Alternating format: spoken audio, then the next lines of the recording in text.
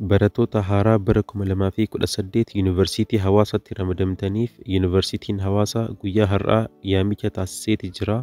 Guyyaan seensa Yuunivarsiitichaas onkololeessa 17 fi 18 yoo ta'u, barattoonni Naachuraal Saayinsii Meeyin Kaampaasiitti riippoorti gootu, barattoonni Sooshaal Saayinsii immoo Inistituutii Teekinooloojiitti riippoorti akka gochuu qabaatan himameeti jira.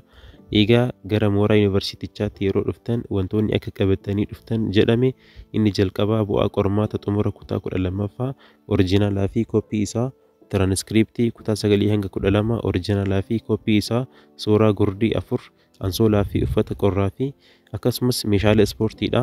Odeeffannoowwan waa'ee Yuunivarsiitii Hawaasaan wal qabatan dabalataa argachuudhaaf fi tiitooriyaalii Fireeshmaan koorsii Yuunivarsiitii Hawaasaatti kennamu argachuudhaaf chaanaalii Teelegiraamii keenya @GADA_tutor join gochuudhaan hordofaa.